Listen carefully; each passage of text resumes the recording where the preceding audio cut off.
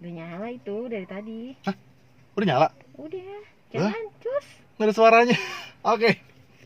Mobil full listrik Hyundai Ioniq keluaran tahun 2020. Simak terus.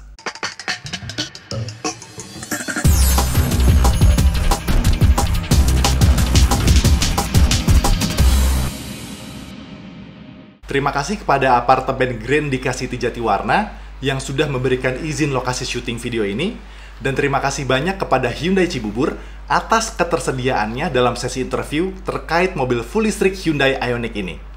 Terima kasih. Eksterior Hyundai Ioniq ini menurut gue terlihat futuristis tapi masih enak dilihat. Nggak too much kesan futuristiknya. Dilihat dari samping, atapnya melandai seperti mobil coupe 4 pintu. Kaca belakangnya terus landai sampai pintu bagasi. Kayaknya ini termasuk sedan liftback ya. Kaca belakangnya lucu nih. Dia kebagi dua. Ya, butuh sedikit penyesuaian ya kalau lihat spion belakang. Sekarang kita ke bagian depan. Grill mobil ini ketutup rapat, tapi bisa otomatis kebuka jika motor listriknya perlu pendinginan lebih. Yes, motor listrik yang ada di balik kap mesin. Gue kira di balik kap mesinnya itu kosong loh, taunya ada isinya. Kayak gini nih bentuk motor listriknya. Ada cairan coolant juga tuh untuk pendinginan, dan dia tetap pakai aki untuk support perangkat elektronik di dalam kabin, biar tetap sama kayak mobil-mobil non-listrik saat ini. Desain velgnya kayak bilah-bilah kipas. Ya, emang sih ya, bukan selera semua orang. Tapi boleh nggak ya velg ini diganti? Nah, gue pun juga penasaran. Pertanyaan ini akan dijawab di sesi interview gue dengan pihak dealer Hyundai Cibubur. Sabar ya. Kita lanjut ke fitur-fitur di interiornya. Overall desain dashboardnya tuh keren. Tapi lebih keren kalau pas gelap kayak gini nih. Banyak lampu-lampunya, suka gue. Ini mobil nggak ada tuas persneling matic-nya. Ini nih yang gue underline banget. Tapi udah diganti pakai tombol. Nah, gear yang aktif akan nyala lampu orange di atas huruf gearnya. Huruf gearnya itu juga menyala saat gelap. Wah, keren sih. Tapi butuh penyesuaian untuk pengguna pemula. Hehehe. Fitur keren lainnya tuh pendingin dan pemanas kursi supir dan penumpang depan. Yes, kursi pendingin. Kalau pemanas kursi mungkin udah biasa ya di luar negeri yang punya musim salju. Lah, ini pendingin kursi. Cocok nih buat di Indonesia yang panas. Hehehe. Asli keren fitur ini. Masing-masing ada 3 level dingin dan panasnya.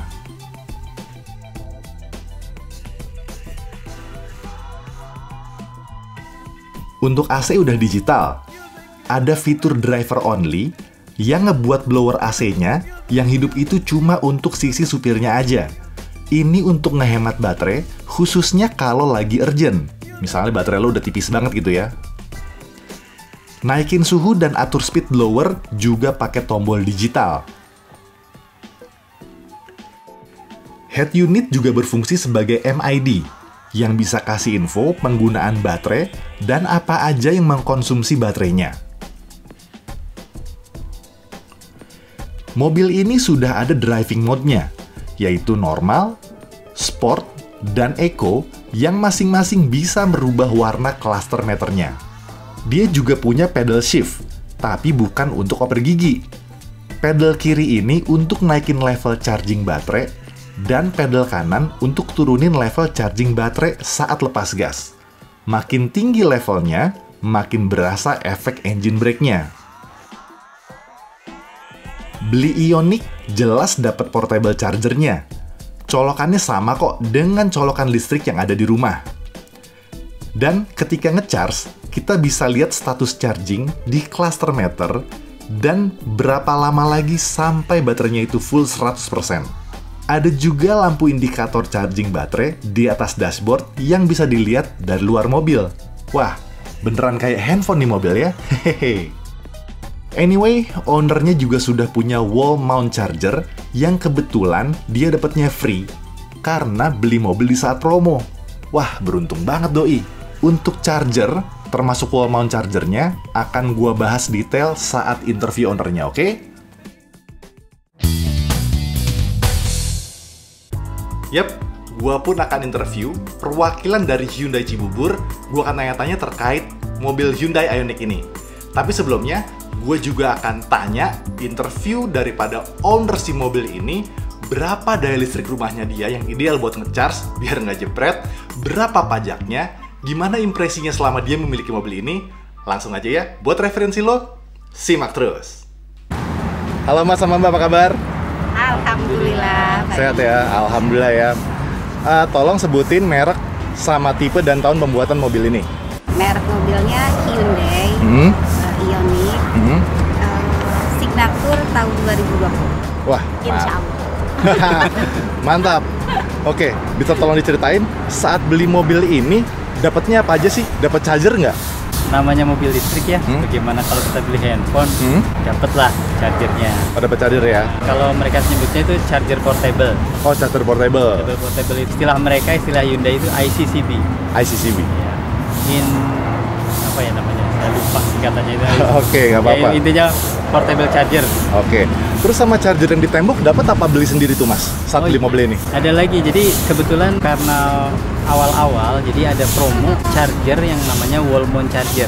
Wall mount charger, Wall mount oke. charger itu sampai Desember kita masih free, dapat free. Oh, sampai Desember. Sampai Desember.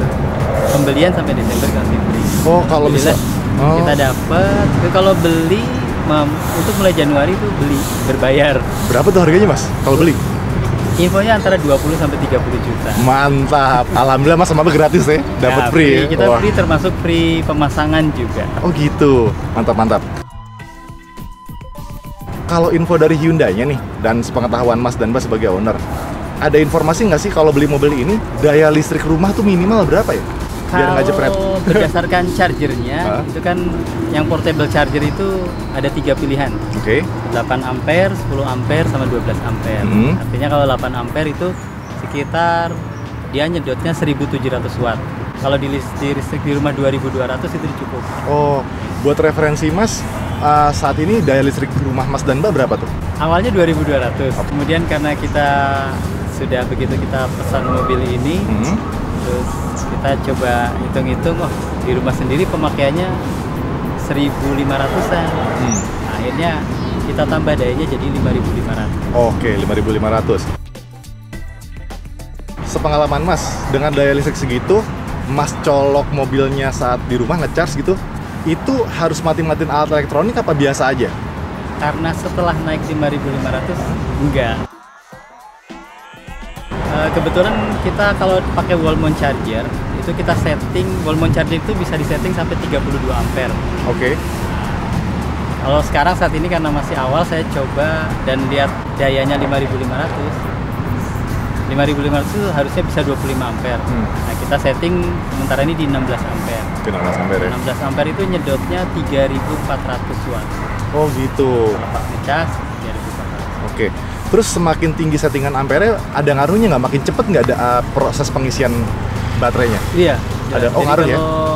Kalau yang portable itu paling gede 12 ampere. 12 ampere itu nyedotnya 2500 watt.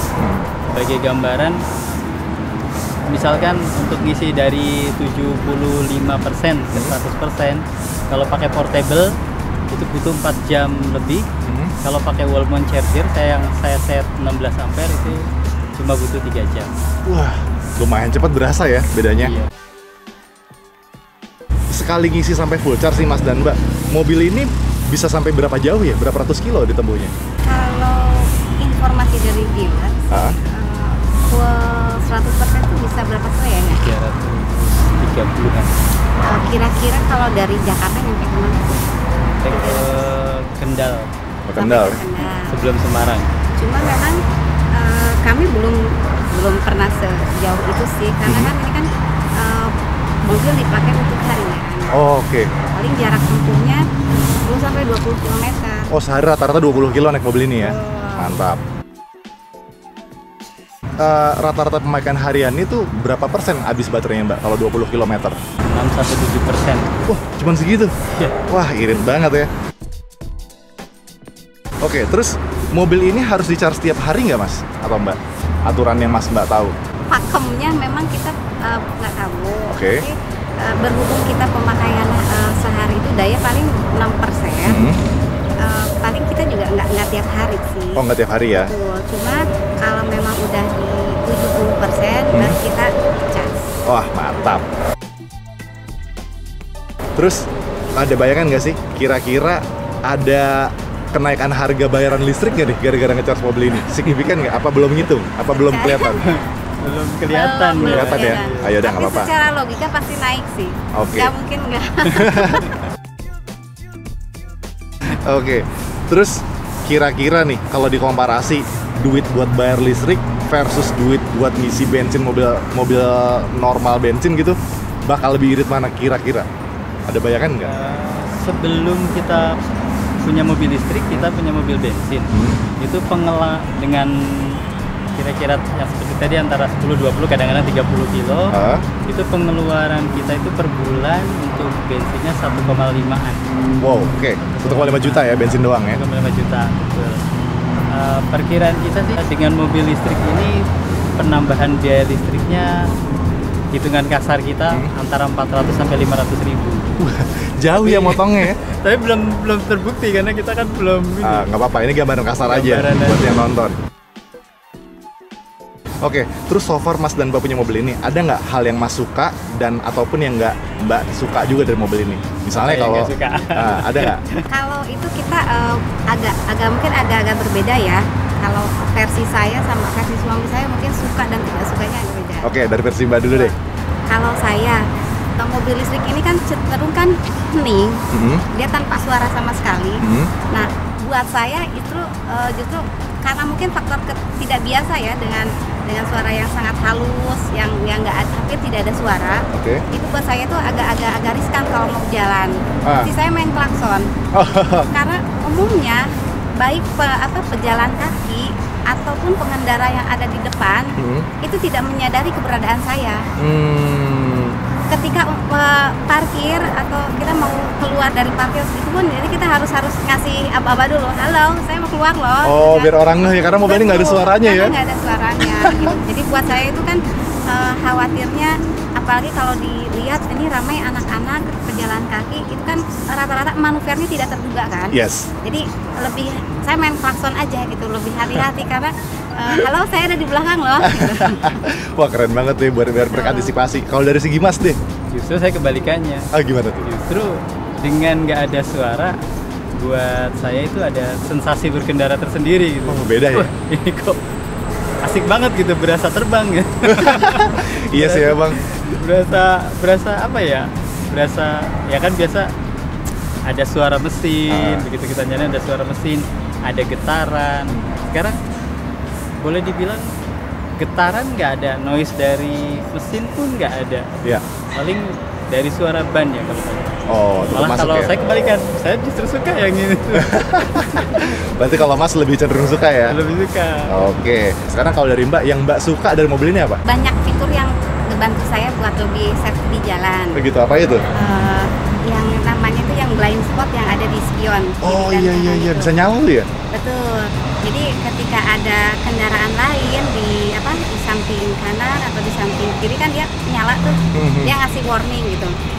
Jadi saya tahu oh ini ada kendaraan di samping kiri saya atau di samping kanan saya. Jadi artinya kita manuver juga nggak langsung mendadak gitu kan. Oh, oke. Bisa enak lah gitu, jadinya lebih safety. Yang kedua sebenarnya agak norak sih ya. Gak apa-apa Mbak. Karena saya cenderung suka sering masuk angin kalau dalam perjalanan. Sama dong. Si kursinya itu bisa di setting jadi hangat. Oh, ada pemanas kursinya ya? Lucu. Oke. Kalau dari Mas nih, ada nggak yang mau disampaikan yang Mas suka ataupun mungkin ada yang nggak suka? Saya pribadi nggak ada komplain. Pertama kalau misalkan saya jalan di jalan tol itu stabil. Oh, mantap ya. Stabil itu asik banget. Responsif. Itu kita nginjek gas, ya itu tenaga yang kita dapatkan langsung instan nih, langsung dapat ya. Langsung terasa. Pengecasan kembali atau regeneratif ya. Oh, regeneratif charging buat ini ya. Oke. Regeneratif charging itu begitu kita angkat kaki kita dari pedal gas, itu otomatis energi yang dipakai untuk ngerem itu digunakan untuk ngecas baterai. Kalau kata orang tekniknya mereka itu bisa memperpanjang jarak tempuh. Oh, tiap lepas gas dia ngisi lagi gitu ya? Gas ngisi lagi. Oh, nggak serta-merta langsung habis berarti ya? Oke, mantap. Oke. Ya overall Oke ya. suka lah. Mantap. Terus ngomong-ngomong nih, ini mobil punya ban cadangan apa enggak sih? Yang versi kita ini nggak ada ban cadangan. Oh, nggak ada. Nggak ada. Tapi kita dilengkapi dengan namanya TMK ya, Tire Mobility Kit. Buat ngisi, buat nambel-nambel di jalan sendiri gitu ya? Jadi Tire Mobility Kit itu isinya solvent sama kayak apa yang buat pompa ban itu. Oke. Pasti namanya itu. Jadi pompa anginnya dapat, solventnya dapat. Solventnya dapat. Nah kalau misalkan kita tiba-tiba kena paku atau apa, jangan dicabut. Solventnya masukkan, ada kitnya juga, kemudian dipompa sampai tekanan tertentu, itu bisa jalan ternyata 200 kilo. 200 kalau kilo? dari informasi dari Wih, mantap juga. sampai Ya. ketemu mungkin nanti apa Bengkel. atau segala. Ih, mantap. Nah, satu lagi saya penasaran juga nih. Ini pajaknya berapa ya Mas Mbak? Ini kan harganya mantap nih, lebih dari SUV leather frame. Pajaknya berapa nih? Mahal nih kayak ini. Coba sama ayah aja deh, biar bandingin sama mobil yang satu lagi. Ah iya boleh tuh. Kita ada satu lagi mobil bensin di rumah yang kurang lebih seharga ini. Oke. Harganya seharga Hyundai Ioniq. Itu kita pajaknya sekitar 6,8. Wow. Kalau ini Ioniq kurang lebih 3,1. Wow. Guys, denger tuh mobil listrik pajaknya ngotongnya jauh tuh. Keren. Mas, Mbak mau tanya nih, kenapa Mas dan Mbak berani gitu beli mobil yang listrik murni? Kalau saya sih orang awam masih agak-agak ngeri nih, jujur aja. Jadi awal-awalnya itu kami sudah sangat nyaman dengan produk Hyundai, karena Oke. sebelum-sebelumnya juga kami tetap pakai mobil Hyundai juga. Nah, kebetulan si Hyundai ini ngeluarin mobil listrik, paling nggak nilai kepercayaan kami sama Hyundai itu udah ada. Wah, mantap. Catat ya Hyundai ya, bagus tuh. Kalau dari Mas mungkin? Keluarga kami tuh seneng mencoba hal-hal yang baru. Buat kami mobil listrik adalah sesuatu yang baru. Oke. Selain karena bebas emisi, yang pasti kita seneng karena nggak perlu sering-sering absen Wah, ke pom bensin. Iya bener. Ya bukan hanya nggak perlu sering-sering, sama sekali sejak kita pakai ini kita nggak pernah ke pom bensin. Kita juga sudah ya istilahnya cari literatur lah, baca-baca riset dulu ya. tentang teknologi mobil listrik. Dari situ kita yakin bahwa ternyata mobil listrik selain memang begitu seharusnya teknologi mobil, juga memang sudah sangat-sangat aman dengan kondisi teknologi saat ini. Oke, jadi Mas dan Mbak juga percaya bahwa teknologi dan infrastrukturnya sudah mendukung dan akan lagi mendukung lagi ke depannya gitu ya? Sudah mulai banyak nih pengisian selain kita bisa ngisi di rumah kan, bisa ngisi di namanya SPLU ya, SPLU ya? stasiun pengisian listrik umum. Nah, mulai tahun ini kita lihat juga pemerintah cukup mendukung dengan banyak membangun SPLU terutama di Jabodetabek. Bahkan kemarin saya lihat di berita untuk jalur dari Jakarta ke Surabaya ada 3 atau 4 rest area yang sudah dibangun. SPLU. Pemerintah juga udah makin ngedukung nih ya, Betul. mantap. Mas udah pernah nyoba ngisi di SPLU belum? Kebetulan belum. Belum? Belum. Oke, soalnya saya penasaran gimana sih cara bayarnya gitu. Mas dan Mbak, makasih banyak atas waktunya udah bisa ngobrol-ngobrol sama saya, ngebuka pengetahuan baru terkait mobil listrik buat saya yang awam ini. Makasih banyak waktunya Mas, Mbak. Sama-sama.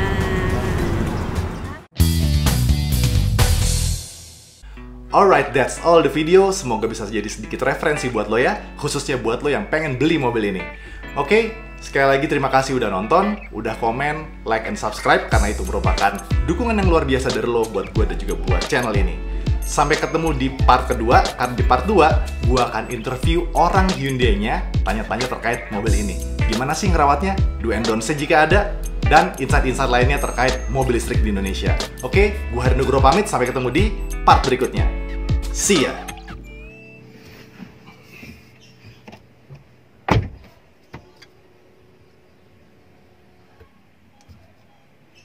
Cut. Woo.